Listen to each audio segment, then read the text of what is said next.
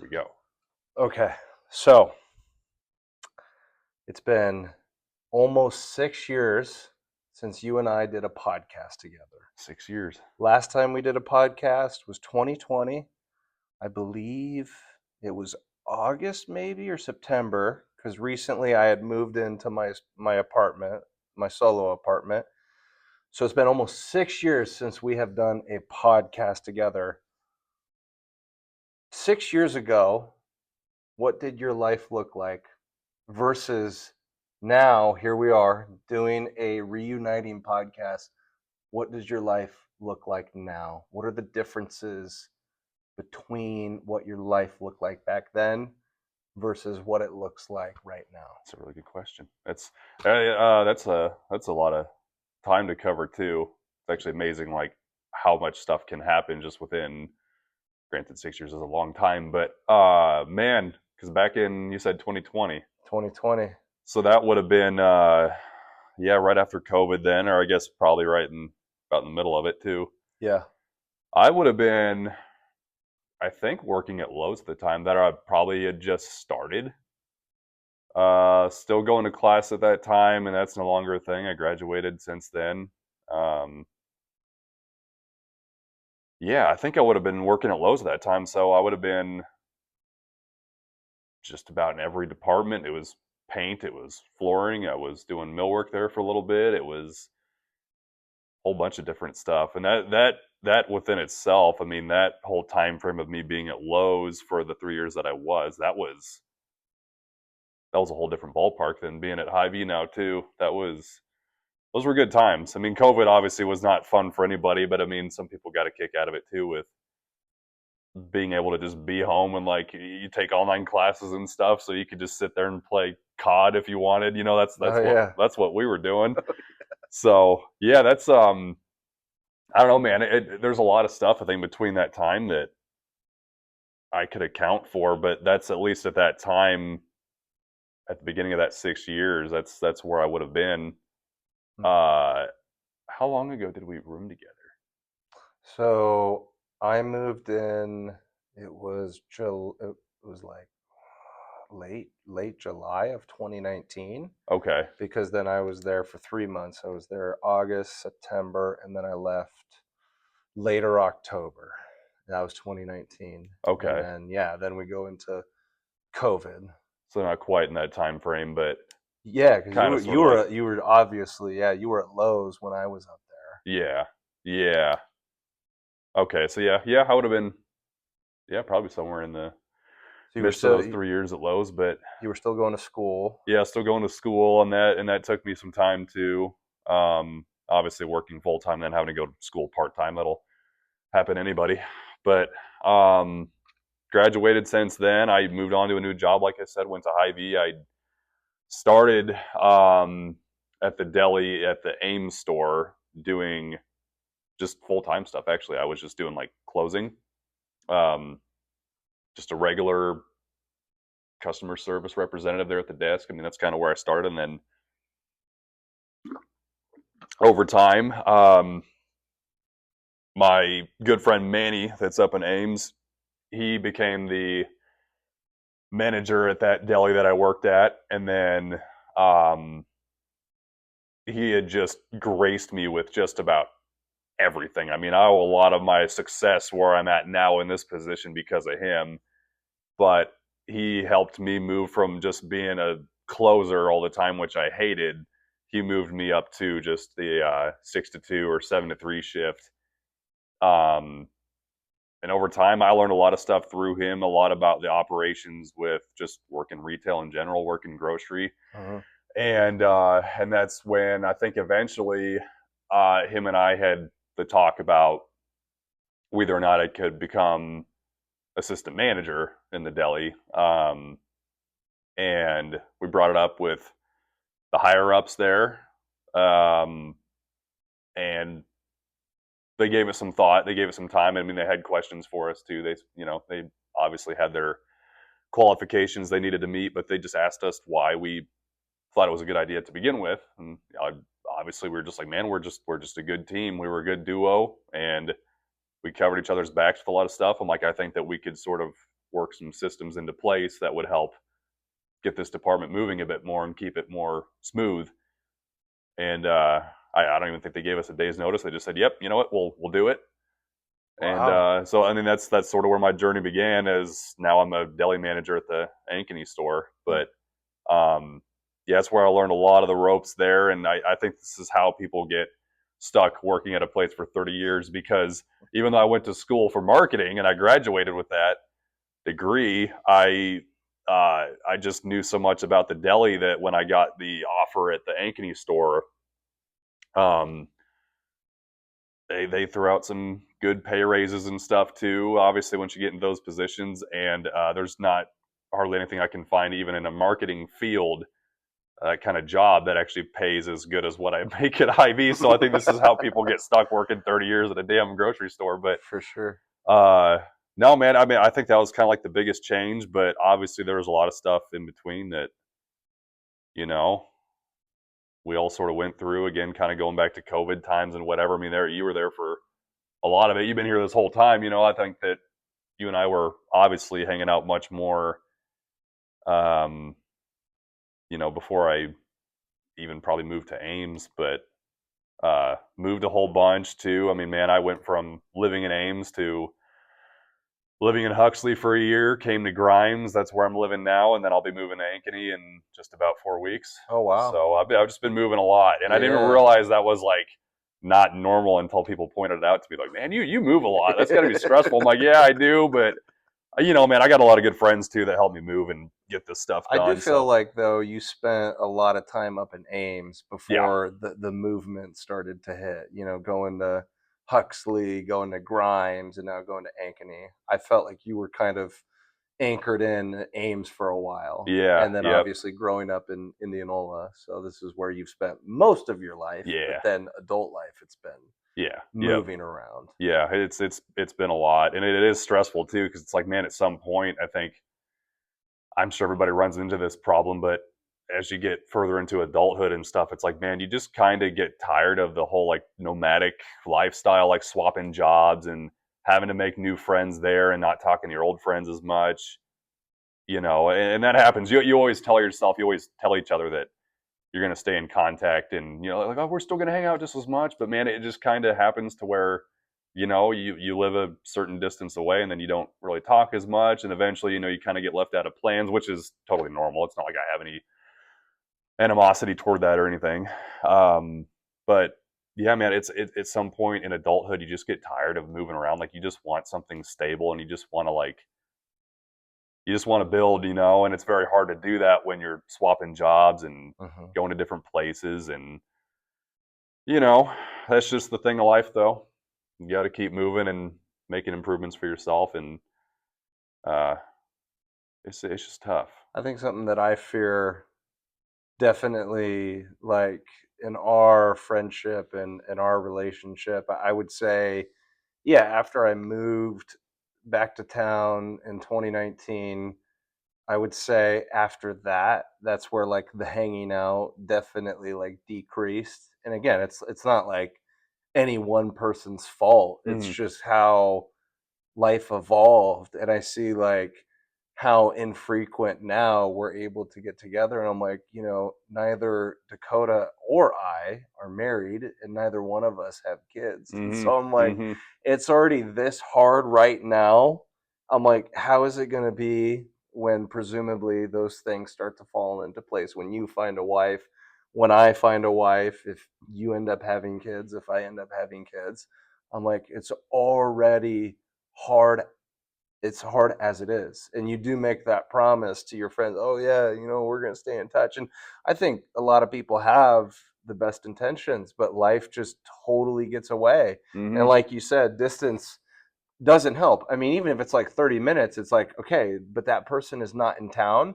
So it's kind of like, I don't think about it as much. I don't think to reach out. I don't think to set things up. I mean, I felt like, last year when I was setting up those once a month gatherings with the friends, I was Mm-hmm. like, dude, this is hard to plan Mm-hmm. and like get everybody's schedule to coexist. And then like, you kind of learn at some moment that, hey, maybe this month somebody's not going to be able to make it, but like I got to try and get something on the books, and I got to try and get as many people to come as possible, Mm-hmm. and then just hopefully, if they didn't make this one, hopefully they can make the next one. Yeah, So it's yeah, bunch of moving parts. It's like herding cattle. You know, it's like it's hard to get everything moving in the same direction with everybody and all the friends that we have. mm-hmm. Um, yeah, it's tough, but I'm glad that you were the one to reach out and start planning that stuff because I think before too long we all realize that those things are escaping us. Life tends to escape us if we don't try to plan and organize and get these things rolling. Mm-hmm.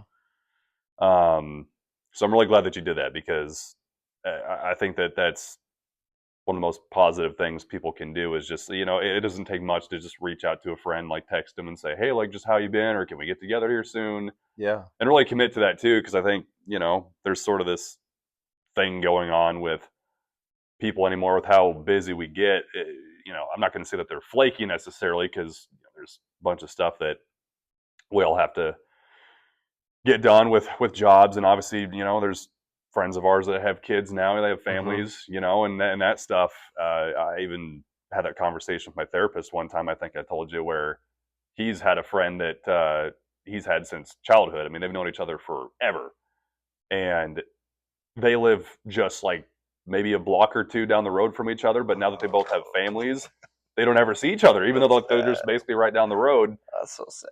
Yeah, and it's tough, man, but that's again, that's just kind of one of the things we have to accept with just getting older, you know. Yeah. But it's crazy how fast it happens too. Like it just kind of feels like it happens in the blink of an eye, and I it's like, mean, man. how you're 30, you turned 30 back in March, and Uh-huh. we did the dirty 30, went on the party bus. Mm-hmm. Next year I will be 30, and I would love to get your input on this, but when you're in your 20s, especially your early 20s, you you never think you're going to turn 30. You Yeah. think that you're going to be young forever, and just like how those early 20s, mid 20s, all the things you and I went through, like just super formative years, I did like 30 was like a lifetime away. And then all of a sudden, here we are, like Mm-hmm. this like bus stop, and this bus just dropped us off at 30 and said, "Hey, this is what life looks like. You're not doing as much with your friends unless, you live close to each other." I mean, I'll even say living here in Indianola, I don't see Andrew a whole lot, Mm-hmm. and he lives in town. I don't see Corey a whole lot. He lives in town. Jenna is at her parents' house in Milo, but she's got a kid. But like, I don't see her as much. And then Joey's up in West Des Moines. You're going to be moving to Ankeny. We're not like too far from each other. It's crazy because like when you first went up to Ames at the Grove and whatnot, bro, like I was still trying to come up there as much as I could on the Mm-hmm. weekends. Mm-hmm. And then if I wasn't coming up there, you were coming down here. Like, but that was a different time. We were in school. You didn't have to maybe work a full-time job. Maybe you're doing part-time hours, part-time schooling. You could really commit to that. Mm-hmm. And there is a drop off, and I don't know if there's enough people out there that talk about what that drop off is and what Mm-hmm. it looks like and what it feels like. Seems like you've built though like a really good, like solid group of friends where Mm-hmm. you work. So Yeah, yeah, it's everywhere I go to. Like I meet great people wherever I go, and like you naturally just kind of start to gravitate toward people that you connect with more versus like there's people that I don't talk to at work everywhere I go to, yeah, but yeah, man, there's like a lot of the successes that I do have in life. I have a lot to thank for you, and obviously Joey, Andrew. I'm gonna leave a lot of people out, obviously, but there's a yeah, lot of people that I met just even at work, man, that they have completely contributed to the person that I am now, and they've only ever made me better. And those are the people that I like to be around. I think mm-hmm. that sometimes I've seen people who do get into kind of more toxic friendships that, it almost sort of becomes like a codependency sort of thing. And that's terrifying. Like I, I just only ever want the best for my friends, and they want the best for me too. And that's, I don't know, man, that's one of the biggest things that I'm very thankful for is I seem to have uh, a a good way of finding the good people Mm-hmm. in life. At any point that I go to, it's just I find the right group that fits for me, and they've always just been so damn supportive, and it has it's just completely changed my life. It's like you really got to be diligent about who you have in your circle, Mm-hmm. and that's where I think I'm gonna kind of take a spin on this too, but I think that you have to be willing to step away from things that are maybe not serving you the best. That may sound kind of selfish, but Mm-mm. for friends that are friends, that don't support you and they just sort of like want to keep you the same way that you are because it's familiar for them, it's easy. It's like they don't want you to change in those ways. Like they don't want to see you move or whatever. Like of course those are always like the most heartbreaking things, like if you Yeah. move away from friends or loved ones, whatever, but life's got a funny way of just taking you to different places, you Yeah, know. well, like those relationships that you're describing, it's almost like since you, as the individual, you are trying to improve and get better in your life. And we've talked about this endless amounts of times, but like probably one of the biggest things I appreciate about our friendship, our broship, is that like it was always centered around growth. I feel like every fucking conversation you and I have had, whether it was around our other friends or if it was just us hanging out, it's like it always pushed me to be better. And it was like by having the conversation, it's like it was like that conversation was my north star, and I there was like things that maybe were out of alignment, and then through the conversation like the clicks just then went into like the right crack, and I'm like, okay, like I feel better, like moving forward, I feel animated, I feel like excited. I mean, times when we would be up in Ames, even when I wasn't living up there, when I would come up there to visit you and we're just out on the balcony Mhm. and we're braving the elements and it's like Mhm. super cold, and like Yeah. Shane had smoked a bunch of fucking weed and we had done a podcast with him, and he's inside and he's fucking sleeping, and He's just passed we're out. talking about deep life shit, and we're like, oh, okay, maybe we should go check on Shane and see how he's doing. But like even in all of the friendships that I've ever had, that quality right there is very rare. And I think the relationships that you're talking about, like if you have a friendship or a familial relationship and they see that you're trying to improve, if they're not trying to do the same very thing, it's almost like you make them really uncomfortable because now you're putting a spotlight on them Mhm. for them not trying to grow and improve. And Mhm. it is a cliche, but we do outgrow certain relationships in our lives. There's a lot of cliches that get thrown around, like, oh, maybe that person was just in your life for a season. You hear that all the time, but it's true. Mhm. Like I could definitely point to maybe 4 examples in my life where a friendship fell off. Now, granted, half of those, 2 out of those 4, have come back around, which is really beautiful when it does come back around. But Mhm. like, when that was first happening, maybe one of the first friendships I had to let fall off and dissolve, like that was really hard Mhm. because you love that person, you care about that person, you want them to do well, you want them to get better, you want them to improve, to strive to be better. But at some point, like Jordan Peterson would say, it becomes dead weight. Mhm. And it is not, we were talking earlier about families and whatnot and friends that you grew up with. Like, it's not your obligation to stick around. And I mean, I always try to help people, whoever I'm around. But at some point, it becomes really exhausting when that person's not willing to Right. put their foot Yeah. into the dance. Yep. Yep. Put in the effort and keep it going. Yeah. And that's where I guess I just sort of had the tie in my head, but it's like the same thing as when we're having to choose like a best man in a wedding and choose your groomsmen. Obviously there's a big selection to make because there's a lot of friends that I think we all have that having to sift through all that and be like, all right, these are the ones that I want in the wedding is it's tough. But like each of those people, I would assume for everybody who has a wedding and has to make those choices is each of those people, maybe I don't want to say like serve a different purpose in your life, but like they all stood for something, Mm-hmm.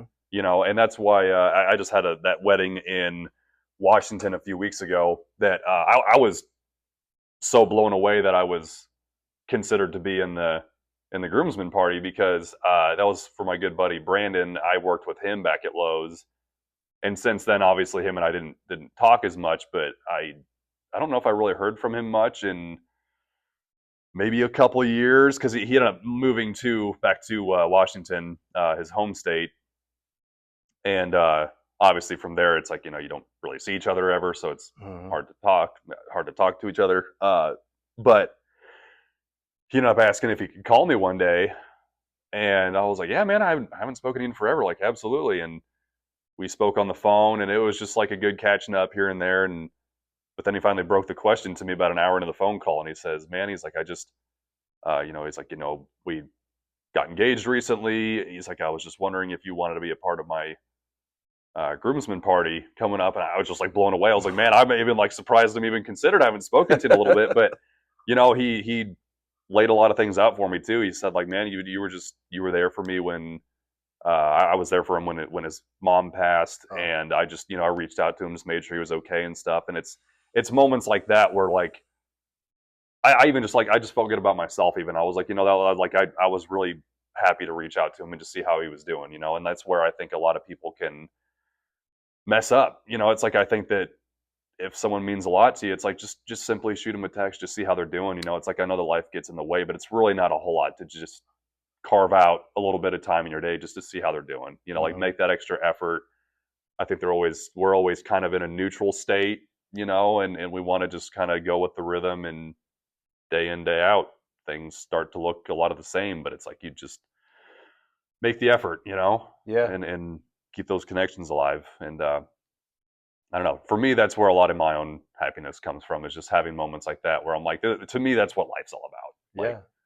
I don't know. I haven't really found a, not saying I don't care about my career right now with what I'm doing, but it's like, I haven't really found those things that have really like brought me so much joy. And it's moments like that that really do, Mm-hmm.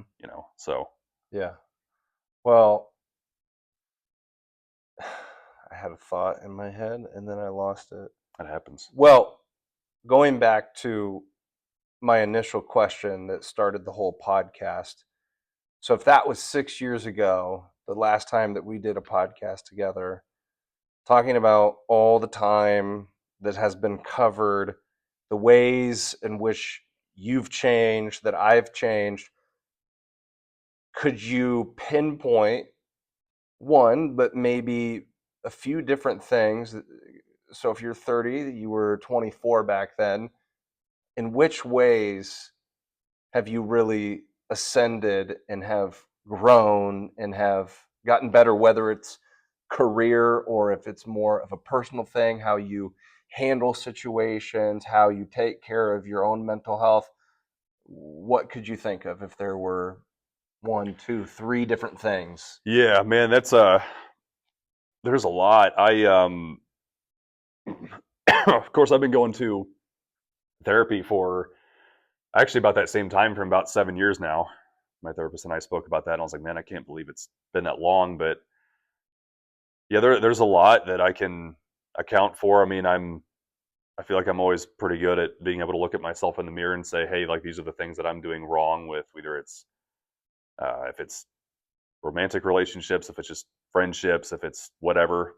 Um, that's one thing that I felt like I've gotten way better at. I think I always sort of had uh, an attitude back then, like I didn't feel like I needed to change, like I wasn't the issue, But that was one thing that that's brought me the most like peace in my life, is just being able to do that, look myself in the mirror and say like, okay, these are the things that I'm doing wrong.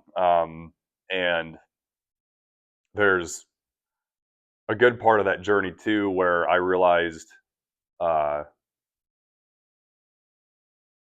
I don't know if I want to say like time management necessarily, but at some point, especially after like graduating and stuff and having more open time, and more of my time now is filled with working. And it's kind of a sad part with graduating from high school or college, whatever, is like now your time is so open and there's nothing to really guide you to show you like this is where you need to go in order to keep yourself busy and stay happy. And there's a lot of that time that I just started filling up with just thinking. And I'm just like, man, I don't know what the hell is the purpose of life even. I'm kind of taking this on a whole different tangent, No, but it's a great lane to go down. yeah. So I got so much to say behind that. yeah, at some point I just sort of hit this this crossroads where I realized that it's just better to fill my time with the things that do mean something to me, whether it was artwork or just hanging out with friends. I think one of the most detrimental things I ever fell into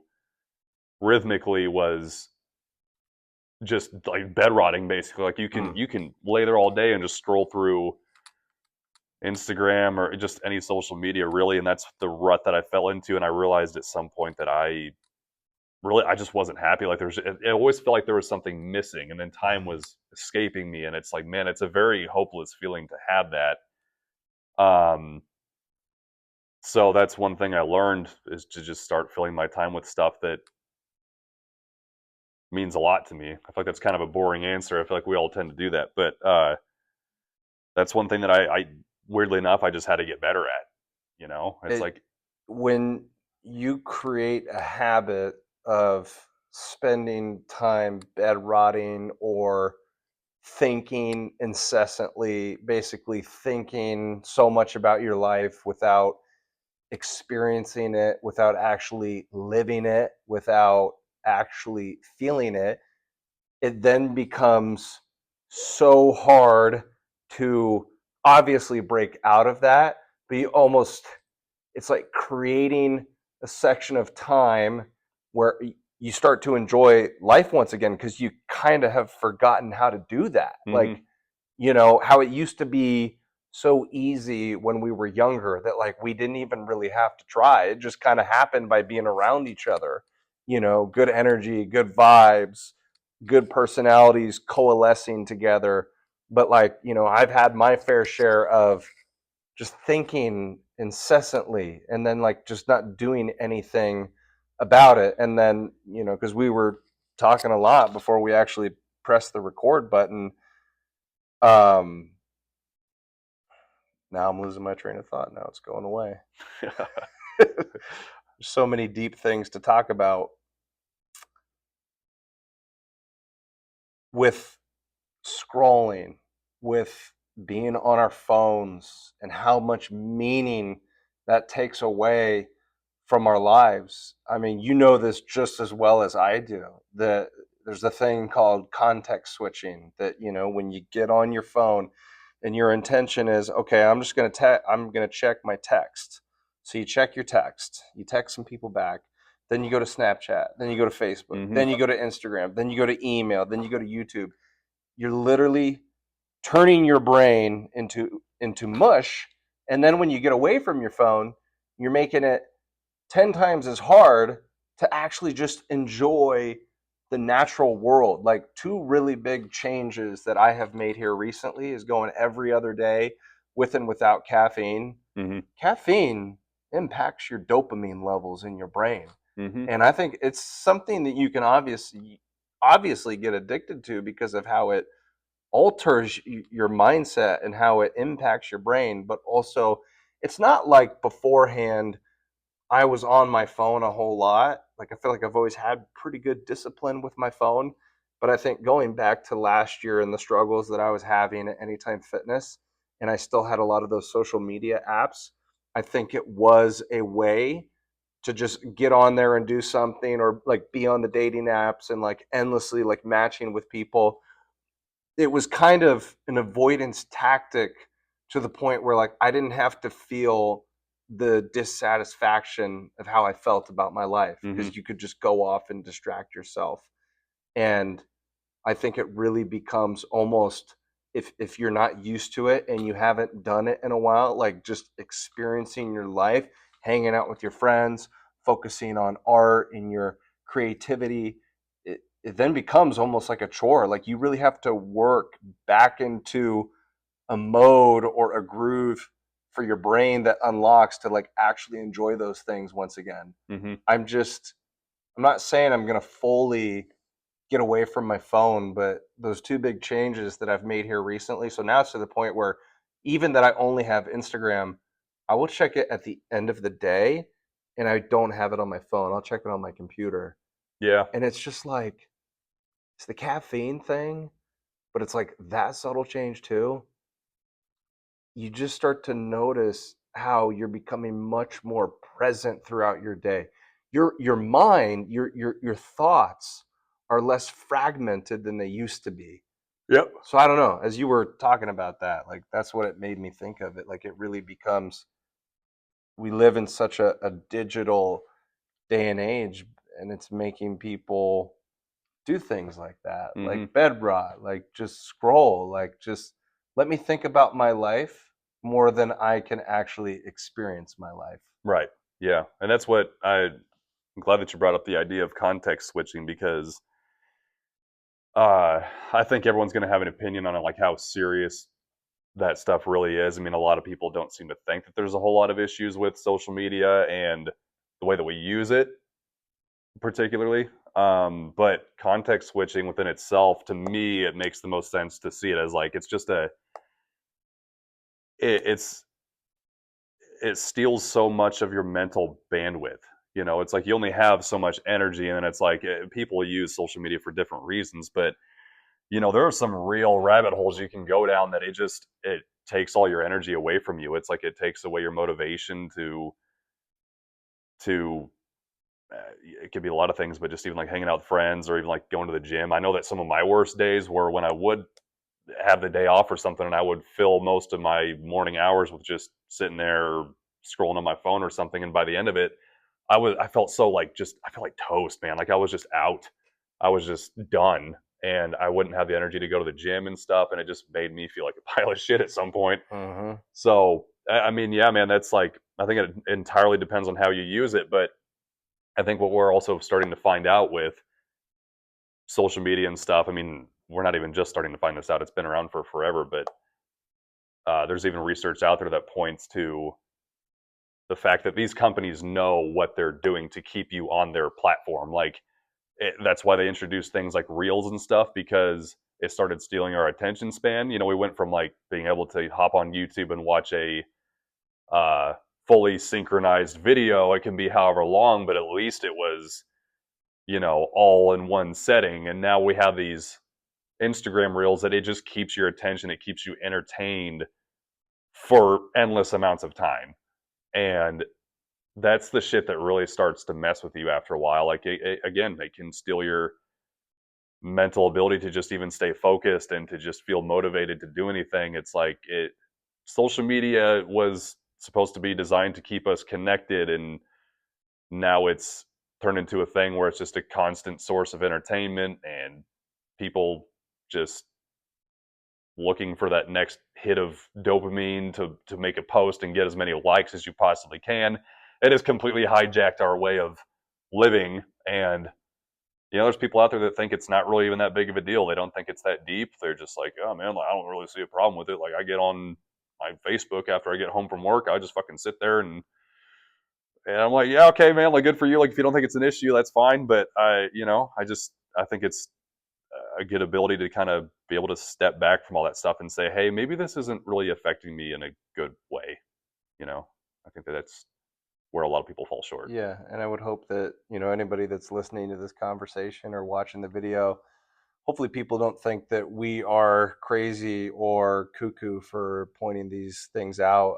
I don't feel now that I'm more superior than other people or like entitled or anything. But I mean, seriously, again, I wasn't checking my phone a lot to begin with, but like just even going out into public now, I've gotten extreme with this thing where like when I work out, I don't have headphones on. I I just don't want, if I can reduce any type of stimulation to my brain, context switching, multitasking, I'm at a point in 2026 where I want to do it because I want to Mm-hmm. get back to experiencing real life. And so I'll see this in the gym, but I'll see this everywhere in public. I mean, I saw a girl the other day that was walking into Hy-Vee. I was out in the front because I was working with one of our clients for COC. He was grilling outside on the big grill.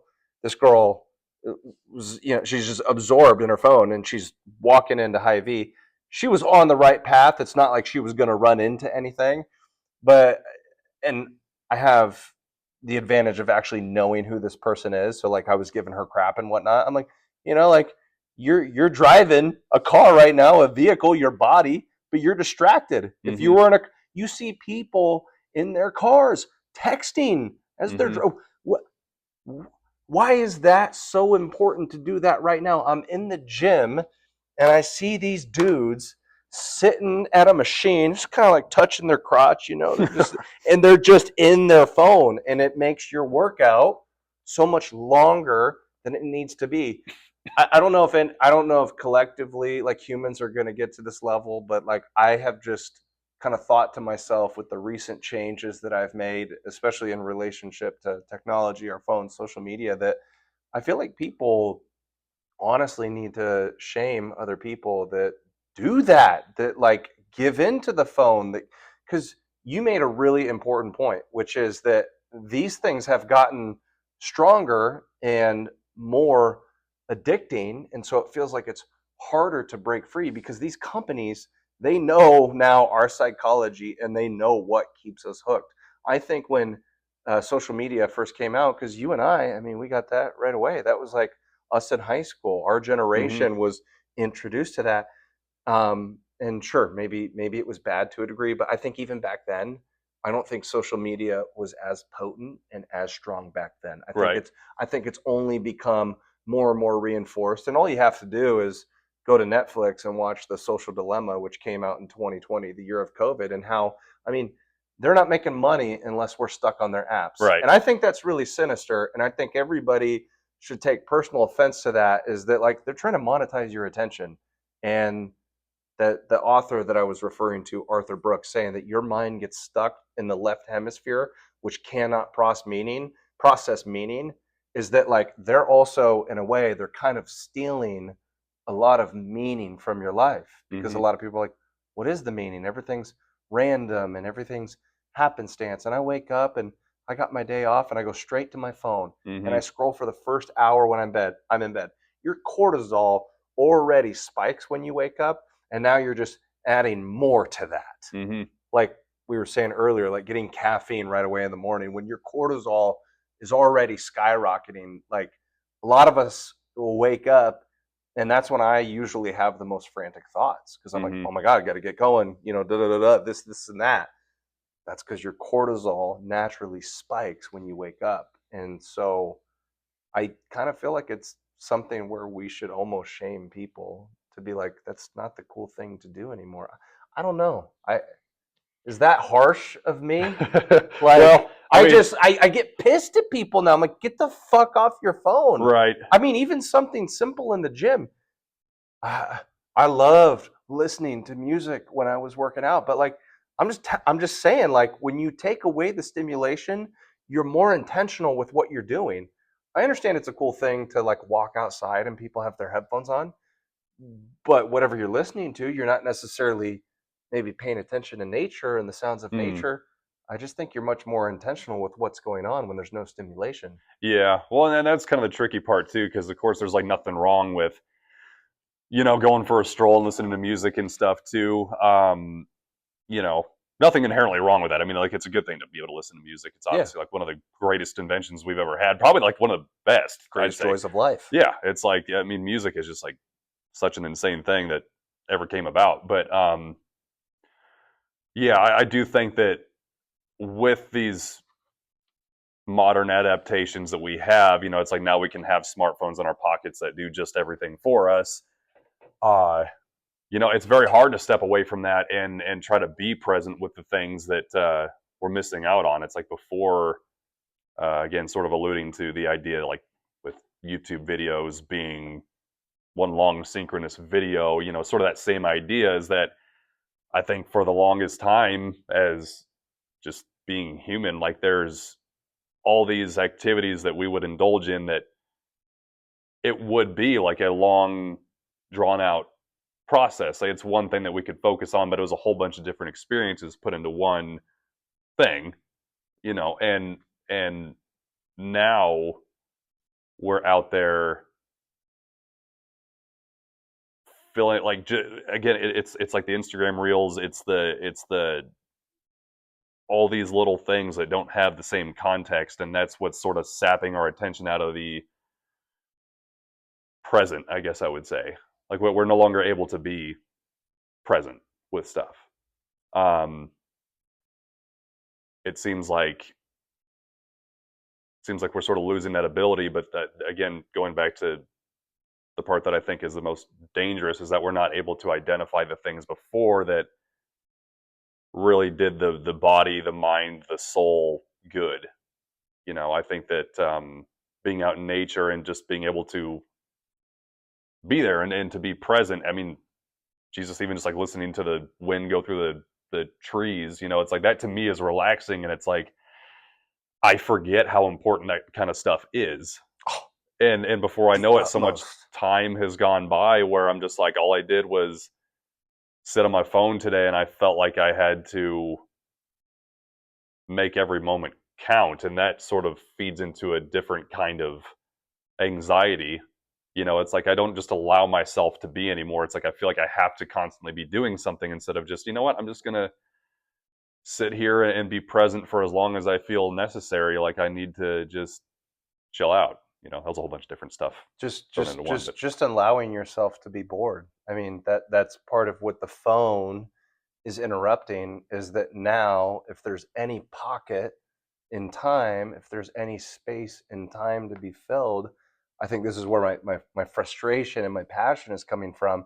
It seems so small and insignificant, like when you're at the gym, but if you watch those people that are on their phones, it's in between every mm-hmm. single set. Yep. Or if they're on a piece of cardio equipment, they're watching their phone, they're on their iPad or whatever. I mean, I work out here on Simpson campus, so I'm telling you about what I see, and it's almost, I know it's healthy for my brain, but it's almost like isolating in a sense, because the phones have become so prevalent and it's so easy to give into, and it feels so hard to be like, this moment in time that I have, I'm not going to fill it with anything. I'm just going to notice kind of what's going on around me, taking a walk outside with no stimulation and just like kind of looking at things like, wow, like you were saying, like the wind, the breeze, like off of the trees and the leaves. Like,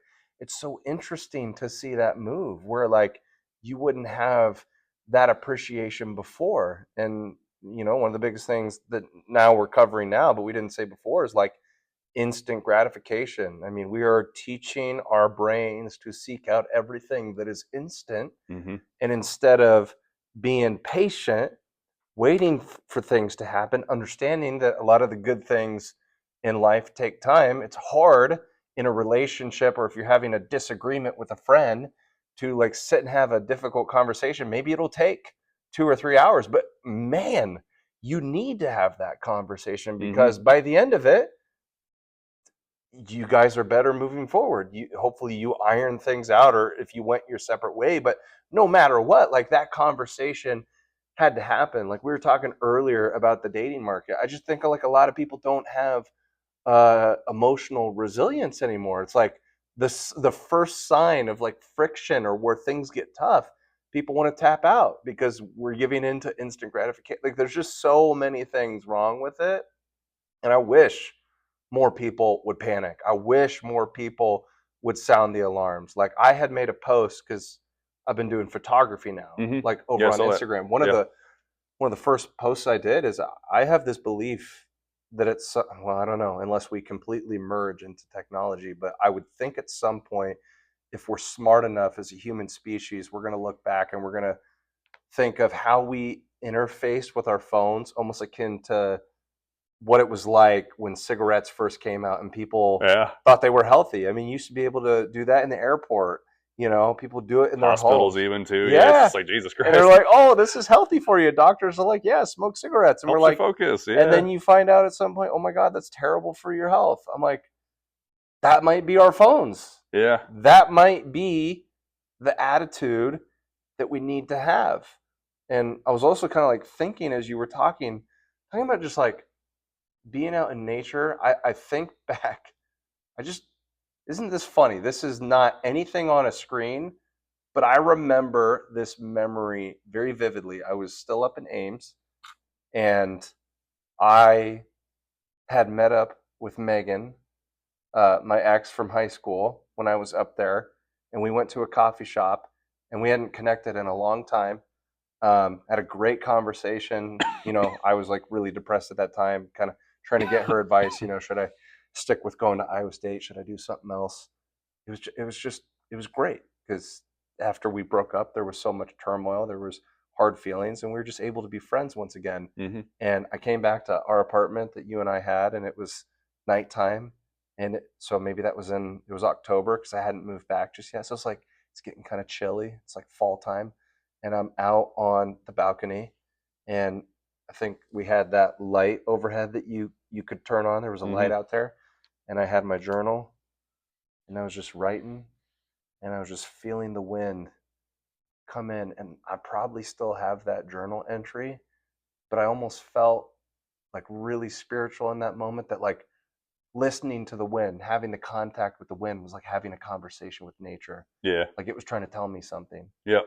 And again, you could be so stimulated that then when you try to go out and do those things in nature and really appreciate it, your mind's so fucking jumbled that it's going to take some time to relax Yeah. and kind of rework itself. Yeah. Yeah. And it does too. Cause I've had times where, yeah, especially if I spend too much time doing the doom scrolling, it's almost as if I have too many tabs open in my head afterwards. Like I will sit there and feel frantic, or I'll feel anxious, just not a good headspace to be in.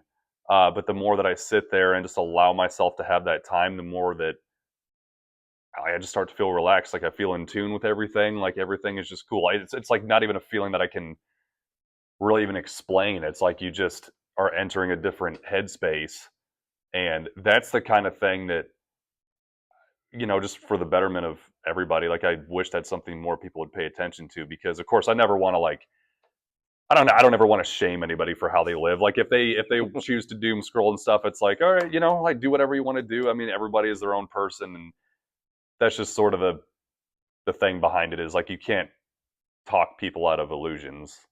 Like it's their choice at the end of the day to make. And I just think personally for um, other people like us out there, it's like I think we're able to establish like this just isn't really good for me. I don't know. And maybe some people don't even have like that same reaction to it. Like I think people can doom scroll and just like get off and act like it doesn't do anything to Yeah. them, whatever. But for me, it's just like, man, it's almost like I don't know if it's like a sensory overload kind of thing, whatever. But that's how it feels to me. And I don't know. That's why, I always just try to pass that same idea along to the people that mean the most to me. Is like if I see them doing that kind of stuff, I almost feel like I'm overreaching, because I'm like, I don't want to intrude on how you do things. I'm like, I just wonder what that's doing for you, Yeah. because I see a lot of unhappiness with it too. Like, um, I mean, social media within itself, I mean, it's just like one big cesspool of just comparison. And again, it's not like it affects everybody in that same way. I don't think everybody gets on there and they're just immediately like, oh, I wish that I had a fucking Ferrari like this person just posted. Like, I don't think that everybody does that. I don't get on there and think like, oh, this person who's got a damn Rolex watch, like whatever. Oh, I wish that was me. Hmm. It doesn't affect me in that way. But again, man, like I think there's just a lot of things that are unaccounted for that they just people don't want to think about that. They don't want to look at social media and say like, there's kind of an issue here. Yeah. But yeah, man. Again, I don't ever want to shame people for how they go about things. It's just, I know how it's impacted me, and when I see people that are kind of having a rough go of things, and they are in the same spots like I was in before, where you almost kind of feel hopeless, like you just feel directionless, feels like you're not really going anywhere. That's one of the first places I will start. I'm like, man, what's your phone use like? Like, are you going home and then you're just sitting there and not really doing much with your time? You're just doom scrolling or whatever. Like, that's more of a prevalent thing now than it ever has been. And I think that's where a lot of our modern unhappiness can come from. 100%. Now, I have other questions that I want to address. Yeah. Some that I've wrote out, but also as we're having this conversation, now I'm thinking, oh, like this would be a good question to ask. So you had said like, you know, maybe I don't know if it's like our personalities, maybe a little bit more prone to overthinking because I think both you and I, again, we're very focused on growth and improvement. We want to see ourselves get better. I think both you and I are pretty introspective and reflective people. And so, just based on our personalities, we're already going to do that more than the average person that's not as reflective, not as introspective, maybe doesn't necessarily get caught in their head a whole lot. Um, in your experience over the years, because you were talking about like just thoughts that you would obsess over, whether it was the meaning of life or, why are we here? What are we doing here as a human species? Could you kind of point to what were some of those, maybe, I don't know if I want to call them, if you would label them as like intrusive thoughts, obsessive, reoccurring thoughts, these things that you would just turn over and rotate over and over and over in your head? Like, what were some of those thoughts that really gave you a lot of trouble and maybe almost caused a lot of your overthinking and a lot of your suffering? Yeah, I mean that's a good loaded question right there. Like in relation to social media, you mean, or just like in general? Just in In general. general. Yeah. Because we kind of Um, touched on that earlier. yeah. It's hard to really say stuff in specific because like I feel like that's sort of one thing I've gotten better with too over time. I still do it. I mean, I'm definitely more of the overthinking type. I'll never lay that down. Like that's just something I've always had to me. But I think it also just kind of depends on what you've been through in life. But yeah, I don't know because it can depend. When I had times of overthinking and just being in my head about stuff, it can be senses of like I think a lot of stuff for me tied back to my own sense of worth. Like I get in my head about stuff on whether like I truly deserve something or if I was competent enough to even get through something, to obtain it, to keep it, whatever. I feel like that's very vague, but that's sort of the ideas that bounced around in my head. And I've gotten much better with that over time. It's like I've definitely become much more self-assured with things. I don't feel nearly as like helpless as I did before. I feel like I can do a lot of things and just be totally fine. Um, but that's where a lot of my overthinking those are the ideas that it would start to revolve around.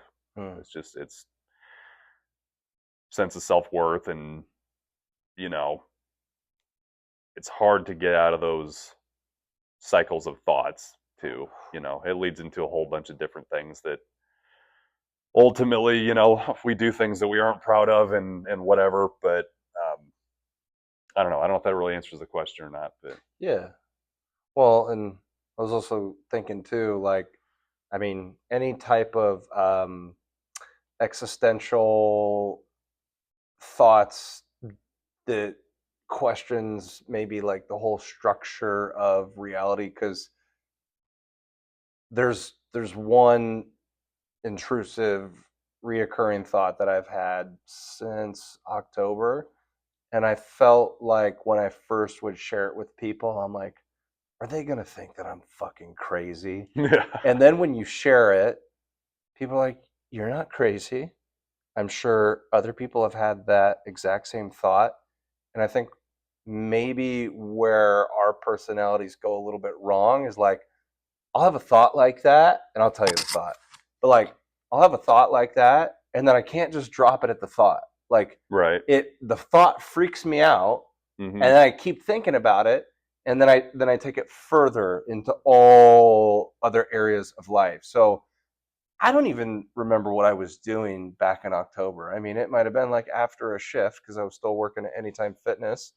I'd come home and it's not like I was just like sitting there with a bunch of like time on my hands to like think of this thought, but like I somehow constructed in my brain, I was like, isn't it weird that the way that humans communicate through our language, at one point in time, we didn't have language. Mm-hmm. If we evolved from primates, which there's data that suggests that we share DNA with fucking apes. Um, I'm a believer in God, and I think that's a part of it too. But I'm also like what you hear in the Bible about us being around for 2,000 years or whatever. It's like, no, we've been around way longer than that. And there is a part of evolution that plays into our story. So if it was back in the day when it was like cavemen and they didn't have a language, they were probably just shouting at each other, ooh, ah, ooh, ooh, ooh, ah. Or Beating they, their chests. or they were in caves having fires and then they started writing things out, right? Like doing pictures. Yeah. And so it evolved over time where it used to be sounds and then it went to okay, like we actually have a language going. It was like the repetition of the language, and then we all kind of agreed what words were and what they meant, and then you put that into sentences, structures, paragraphs, and that's evolved over who knows, however millions of years. That now that's how we communicate. I'm like, that is such a trippy thought, and I was like, because we constructed this whole thing, I obviously know what a table is. I obviously know what a floor is. But if we gave this thing a name, a word, why can't they just be interchanged? Mm-hmm. It was this like crazy, and then I just kept thinking about it. And then I was like judging myself unnecessarily as I was in conversations with other people, just thinking too much about my language and Mm-hmm. was that the right word to use? I would already probably do that shit beforehand before thinking about this thought.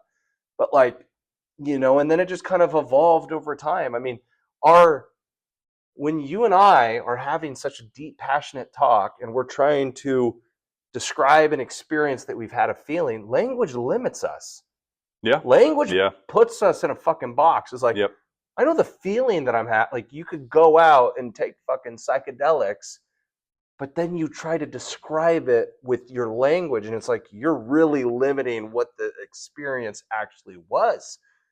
And then it's just like the thought over the months just continues to turn into something different, like rolling down a fucking hill of snow and it's this big avalanche that's collecting all these other things. It's like, what the fuck is sound? Mm-hmm.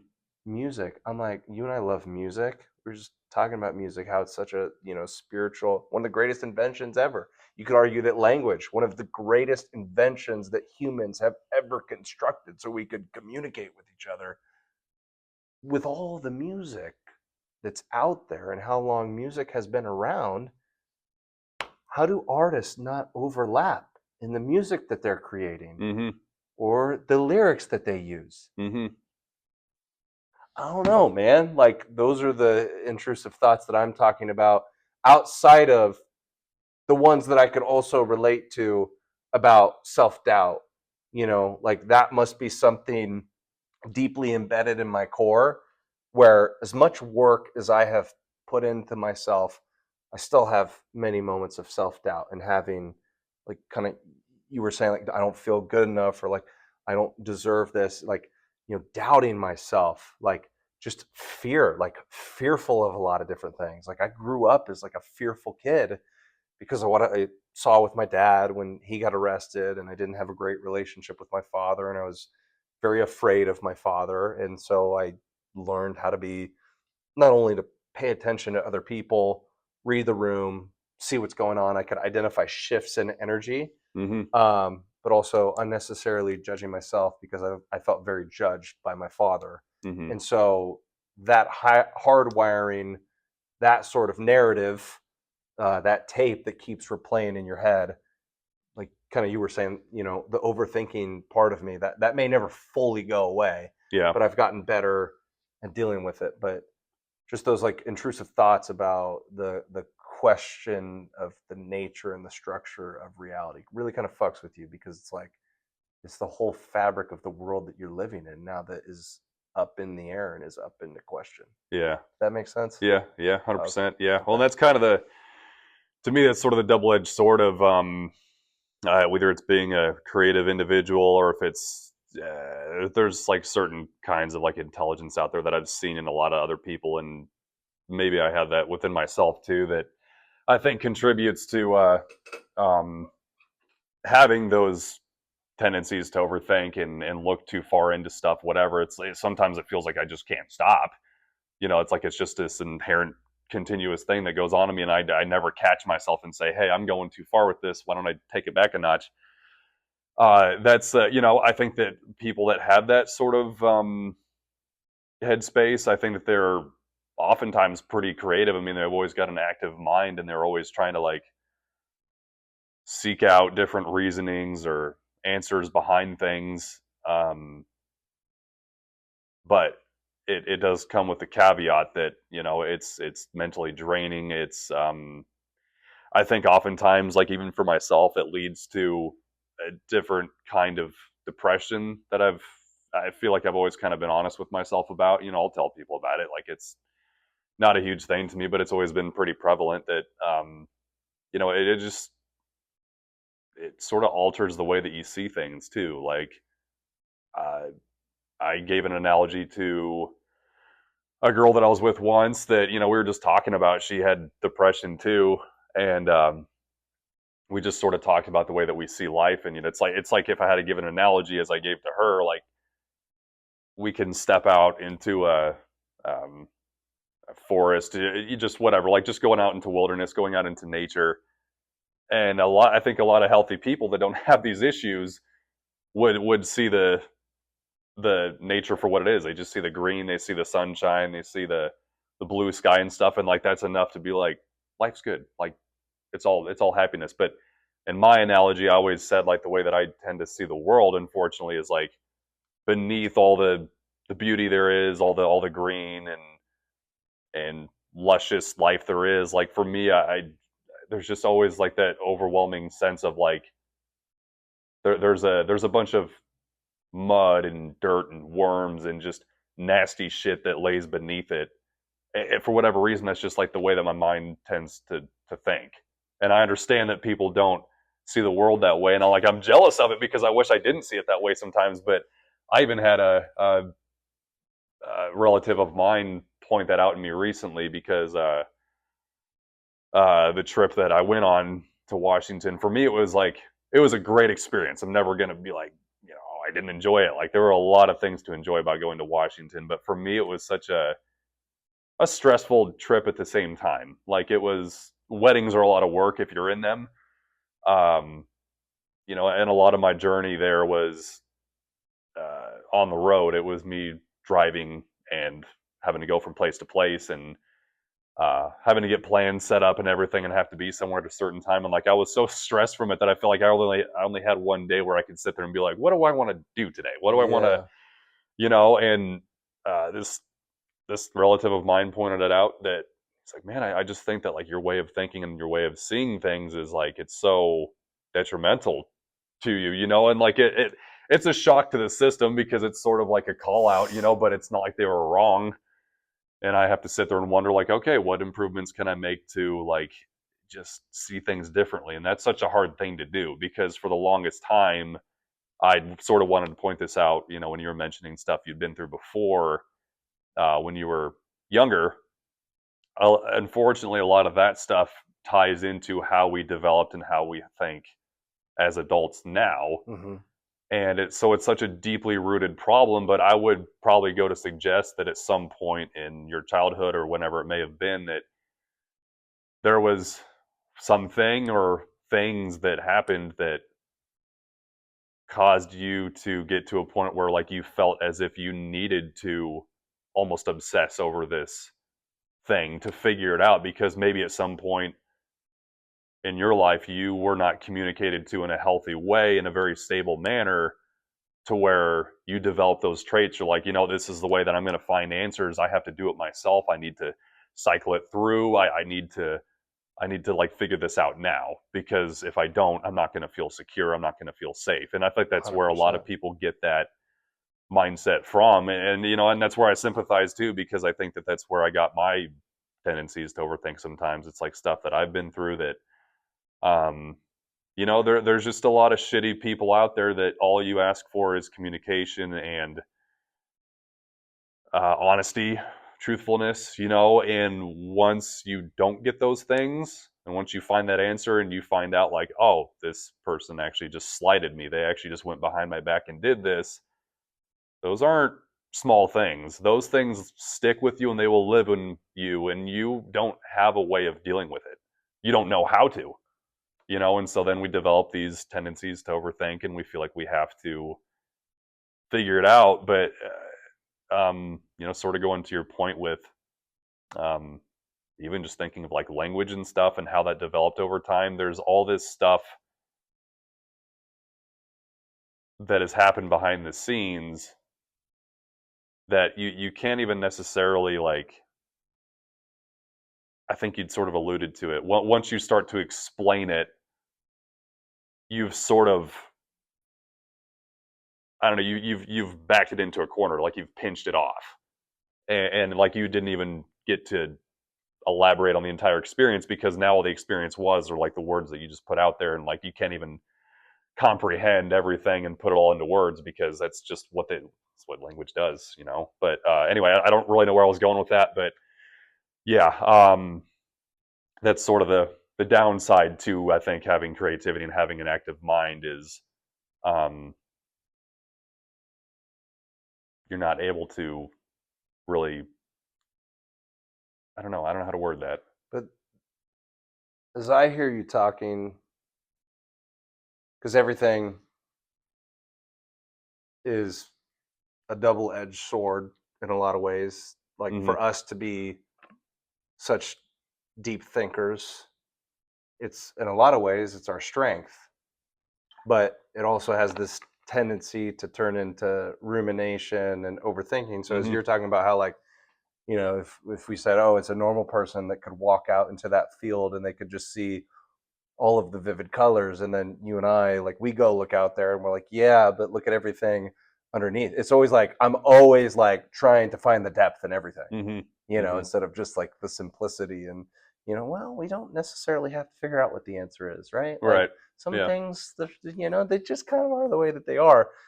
But like as you're talking about that, I'm like, yeah, but like that, your viewpoint, when it's not turned around in the wrong direction, that it's causing you pain, suffering, whatever, it's like that viewpoint is a lot more realistic to how life actually is, because there are a lot of shitty things. Like, you know, I do envy people that are like naive and sort of like Mm-hmm. space cadets, because they don't fucking worry about Yeah. anything. It's just Yeah. la di da di da, Yeah. and they could be satisfied in a job that's not really taking them anywhere. I'm always thinking about the future and if what I'm doing right now is the right. That was part of what was going on at Anytime Fitness. I'm like, man, is this what I fucking? It just caused so much more stress than there needed to be. But it's like looking at the world in that way. We've had things like world wars. We've dropped bombs, atomic fucking bombs on cities. We are still in major conflict with countries. We have so many things going on that are wrong. In America, we have fucking Epstein's client list that hasn't fully been revealed just yet. There are pedophiles out there. Probably a lot of them are in our fucking government. Mm-hmm. There are so many disgusting things about life. And that's the truth. That's the duality of life. I guess where that gets wrong is that if your mindset is always framed in that way. But that's what I was thinking about as you were bringing up that example. I'm like, but the way that you see things is a very realistic approach Right. to life, because Yep. a lot of people want to get stuck in fantasies or the ideal world. Okay, it'd be great to live in an ideal world where everybody is equal, but it isn't. There's competition. We evolve for competition. Think about nature. Animals, they have to go out and eat. If they don't eat, they don't survive. You're in competition at your job. You're in competition in the dating pool. Mm-hmm. I mean, like, that's just the nature of reality, and you're never going to be able to change that. There were times where I was younger, maybe, in high school or going through college, and part of my existence before things got bad was I was kind of living in a fantasy realm. Going back to the whole thing with Kayla, I think also part of why that was so detrimental to me when it all ended is because I was living inside of a fantasy of what I thought we could ultimately become. Right. I mean, isn't Yeah. that kind of one of the things that Vessel talks about in a lot of the music with Sleep Oh yeah. Token is like, oh God, what's the specific song off their latest album? But it's something like that. Like, Was it Gethsemane? yes, Yeah. Yeah. you Yep. probably know Oh, the he lyrics. nailed it. Yeah. Yeah, Yeah. I can't Yep. I can't think of what it actually is, but it's like, you're so enamored at the idea of this person instead of judging actually what is the Yeah. actual data that you're getting from that person. So I don't know entirely where I was trying to go with that, but it's Yeah. a I mean, it's a there's it's a very realistic way to look at life. yeah, yeah. And I mean, there's a lot to talk about there because I mean, um, I can't remember all the points I was going to bring up, but yeah, there's the overthinking does go hand in hand with situations like that in relationships or just about anything else too. Like it again goes back to that ability to just be present, and that is probably one of the bigger things that I've had to work on through therapy. And as we go back to our question about like the past 6 years, what's all changed? That's probably still one of my biggest fires I got to put out is just being able to be present because again, I think they go hand in hand. It's like overthinking and just like not being able to just be there with yourself and just allow things to go at their own pace. I have a very hard time just letting things be, like just letting things go, like just take your hands off the reins for a little bit and just allow it to exist. Yeah, It's a hard thing for me. And again, I don't know what it was that has caused me to be like that necessarily, but it's it is entirely freeing to have those moments where you can just finally say like, you know what, it's not like I'm giving up, but I'm just going to kind of let go of things and just see where they go because most times I've gotten myself into trouble by getting too far ahead of myself and saying like I want things to be a specific way, and oftentimes it ends up blowing up in my face and then I cause myself to just have my own issues. But yeah. yeah, I don't remember what else I was going to talk about that, but Well, it's just that control, always trying to control everything. It's just not the natural rhythm of life. So, because you were, kind of referring back to my childhood, I mean, certainly whatever it was or the series of things that happened in your childhood happened in my childhood. That's exactly what that control is you think that, like, if I can think about this thing enough, I can decrease pain, I can decrease suffering, I can right. decrease rejection. I mean, the amount of times, it could be good and bad, but I mean, like, how, I guess, if I were to think too much about approaching a girl that I saw in public that I thought was cute if she was at the gym, it's like the more time you spend thinking, the less likely it is that you're actually going to go up there and talk to that girl. Right. So it's almost like you have to interrupt the thought process and be like, "Oh, she's cute. I want to talk to her." Five, four, Yeah. three, two, one. Get your ass moving. Yeah. Now we're in acting. We're taking some type of action which interrupts the thinking, and it's just, how our human brains evolved to, I mean, there was a lot of danger as we were evolving hunter gatherer times, and now the things that we stress over is, did I sound right in that conversation? Did I say the right thing? uh, you overthink texts, you know so many things just because of how we're hardwired Hmm. now that go into consideration and create some type of anxiety. But like the overarching thing that I've been talking about a lot on this podcast is it will not solve all of your issues, it will not solve all of your problems. I'm speaking to everybody, but I'm also speaking to myself. But I firmly believe with less stimulation, you are now not interfering as much with the frequency to tap into just that peaceful headspace, and we just don't realize that that place is still accessible. It's around us. It's just that we've given in so much to stimulation. I mean, it would be the analogy that if you were like sitting outside and there were clouds that were coming in and out. I mean, that's the same thing as your headspace. Is like, just because there's clouds there and it's a cloudy day doesn't mean that those clouds aren't going to disperse. Right. Eventually, they Yeah. are going to disperse. The sun comes out, it's all blue skies. Like, that place is accessible. I'm still going to have this propensity to like think pretty deeply, but I can give myself a better chance to be present, to be satisfied, to just start figuring out what the meaning of my life is when I reduce those things. Overstimulation,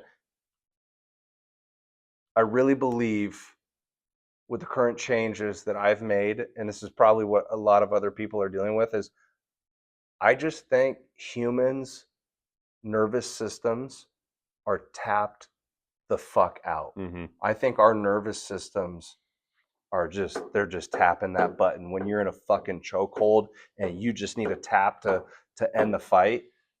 And I believe that's how anybody can start to create a little bit more sanity Yeah. inside of their headspace. Yeah. Well, and to kind of go along with the point you mentioned a moment ago, one of the best things that I've been able to tell myself, and one thing I've worked on through therapy that's really helped me is, for as frantic as I can sometimes be about stuff, like for instance, at work, there's been a few times, especially being a manager, like you get a little fearful that like you may get fired over something, even though it's like not that big of a deal. Like you Mm-hmm. feel like you dicked it up in that moment really bad, but then, then things kind of wash over and you're like, okay, like, yeah, that wasn't actually going to go anywhere. Like it's fine. Um, I've started telling myself in those moments when I catch it, when I'm able to just tell myself like, hey, no matter what happens, like I'll be all right. When I'm able to finally tell myself that, like it just sort of, it just clears the board for me. Like I'm Mm. just, and I'm not the best with it. I still have times where like I forget to do that, but um, there's been plenty of things that we've all been through before that, even if you have to repeat that same thing, it's just in a different face. If you're able to just tell yourself like, yeah, I'm gonna be good. I can't control the outcome to almost 99% of what the hell I do. Like I Mm-hmm. can't get it to be picture perfect. I can't be whatever. But as soon as you let go of that and just say, you know what, I can't keep people in my life who don't want to be around. I can't, I can't make things look exactly as they were planned to be. It just frees everything up.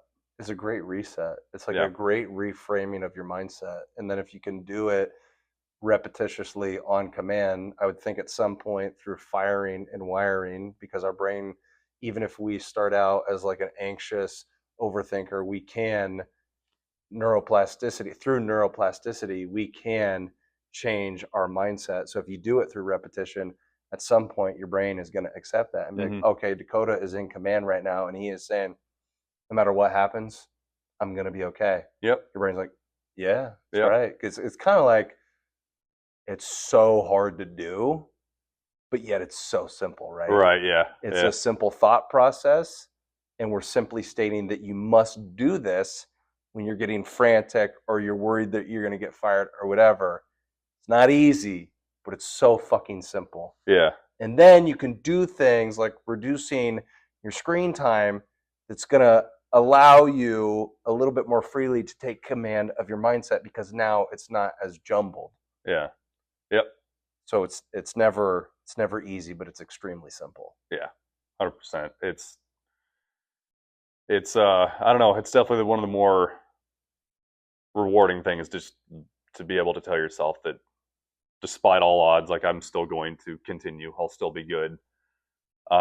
It's almost kind of fun too, because I think that a lot of, I guess, human nature, we're sort of like change avoidant. Like Yeah. we don't really like change. Like we like it in our own way. We like to move places. We like to start a family. We like to create our own change. But when it hits us in the face and we're not prepared for it, that's when it can stir up a lot of different emotional problems. But if you're able to kind of like just sit there and almost see the fun in it, because you're just like, yeah, this wasn't ideal, but honestly, like this is gonna be like kind of fun seeing where the hell this goes. Like I have Yeah. no idea, Yeah. So then I have had those situations in my life a lot, and it's not like things haven't hurt before, like fucking crazy, but once you kind of get in rhythm with yourself and say like, yeah, like this is different, but I'm still continuing, I'm still going on. Like I don't know. That's I think that's another thing that overthinking interrupts is like, you've been thinking for so long and now having less experiences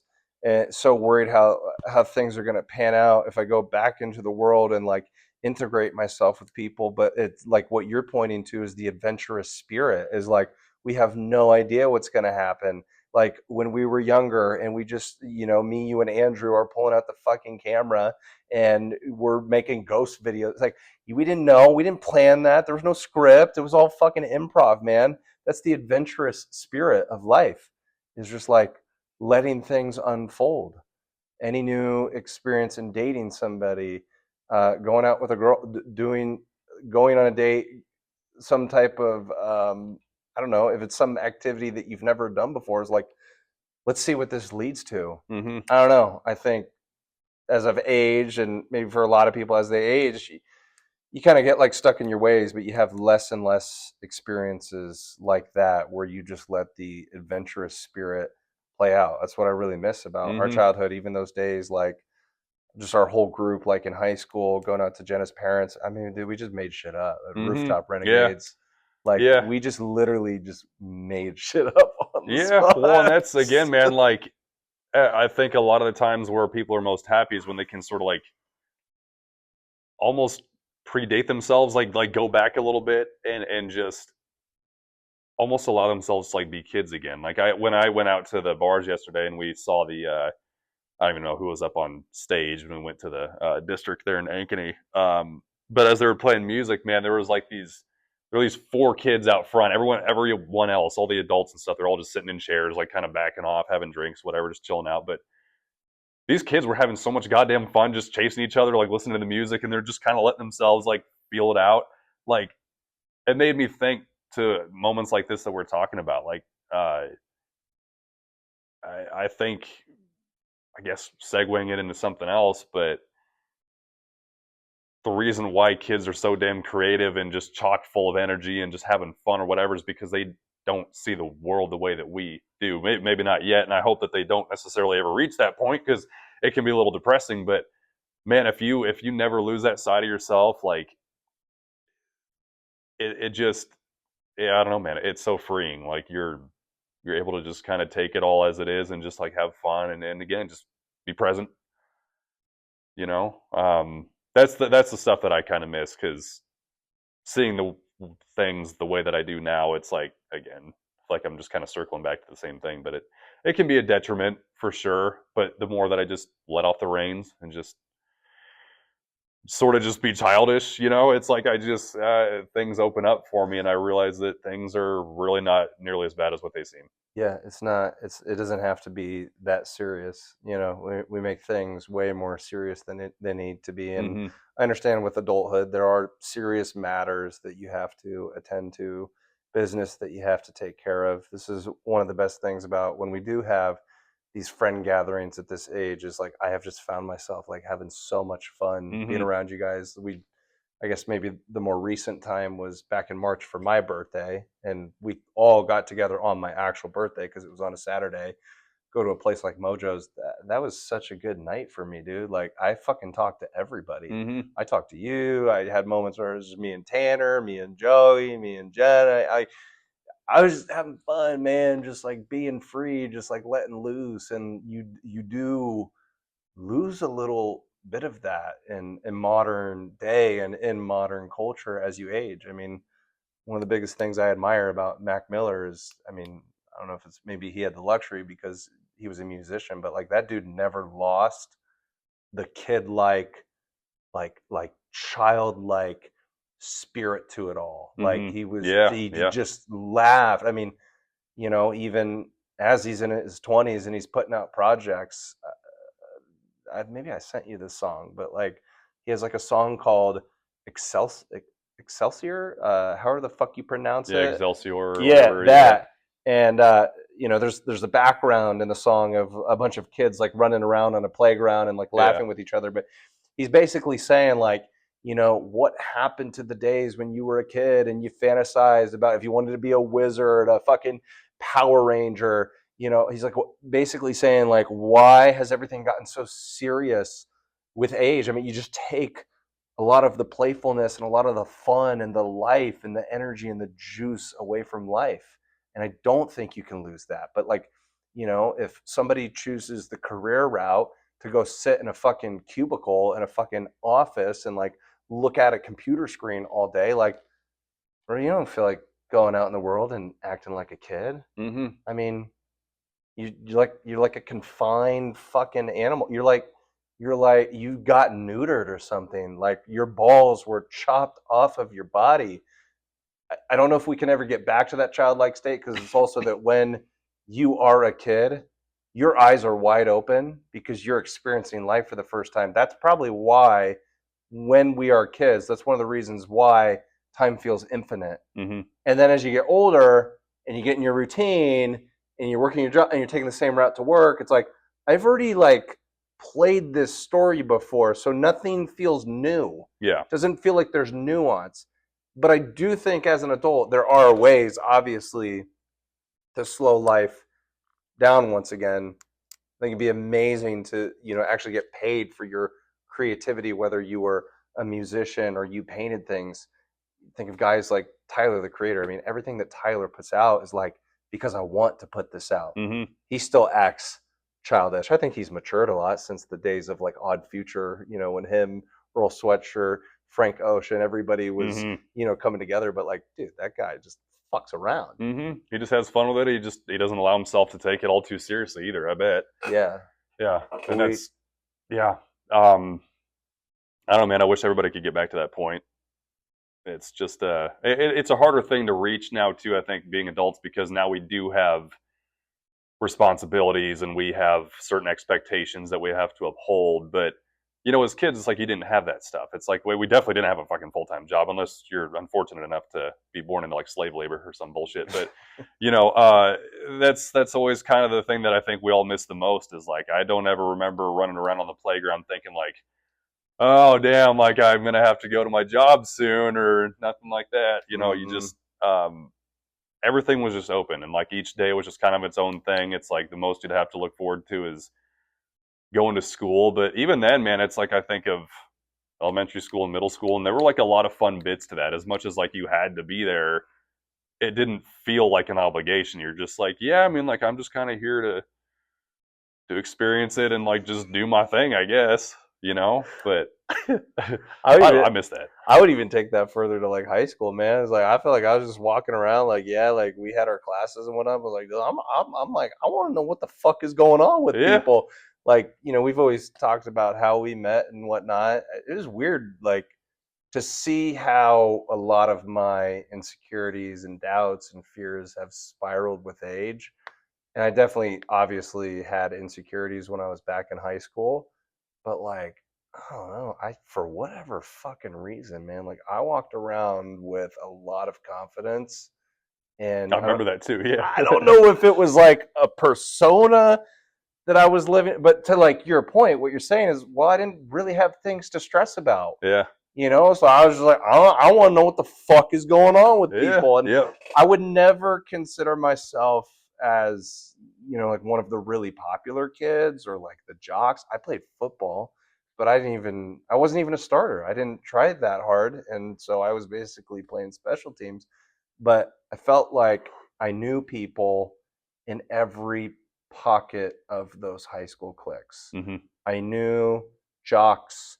I knew sporty people because I played football. I loved going to the skate park, so I knew the fucking skate Mm-hmm. rats. I knew people that did drugs. Like I knew, I knew some people that were band geeks.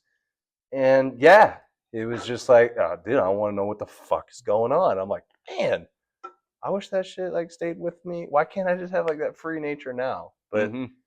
There's a Yeah. lot back then that you didn't have to worry about, so you're a lot more free. Yeah, kind of going back to one of our earlier points too. It's like just being an adult, you have to give more effort to things. Like just things aren't just going to naturally come anymore. It's like we have to genuinely carve out time for ourselves to just relax or to meet up with friends and stuff. It's like we don't have as seemingly infinite time as we did when we were younger. It's like one of the biggest things I miss the most is just going through high school and like being able to like hang out basically as long as we wanted. Like, yeah, we had Mm-hmm. school the next day, but it's like I sit here now, and again, one of the biggest things that stresses me out is I get home and I have 4 or 5 hours to do everything, and that's including responsibilities, making time to, you know, making time for my hobbies, whatever else, and then it's like I have to make sure that I'm in bed by a certain time because if I skip out on that and I stay up too late, the next day I'm so fucking tired. Yeah.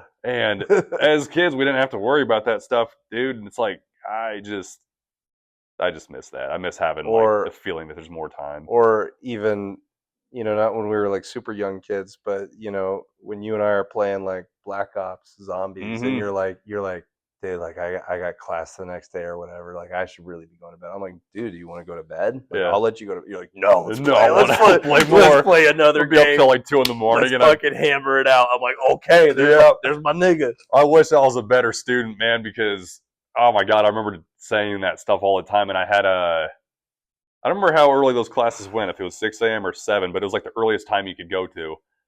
And man, I would skip that class so much because I would do things like that. I would like play Black Ops 2 later, would be out partying on the weekends and stuff, and then somehow I scraped by and passed the class. But I wish I was a better student, man. I don't know if it's ADHD or what. I just wanted to have fun. I didn't want to Yeah. fucking deal with reading class books on economy and stuff. I'm like, To be fair, God, that's a lot of people's college experiences. They yeah, just want to have fun, don't yep, really care about the education. You do have straight A students and they just obsess over it, but they're not having as much fun as other people. yeah. It's like, Like if dude, I got a B in a class, like I was happy with that. I was yeah, sad. I was like, that was like not where my OCD came into play. Like I didn't have to obsess over getting the perfect grade. I was like, mm-hmm. I'll do what I can to get. I didn't want to get D's.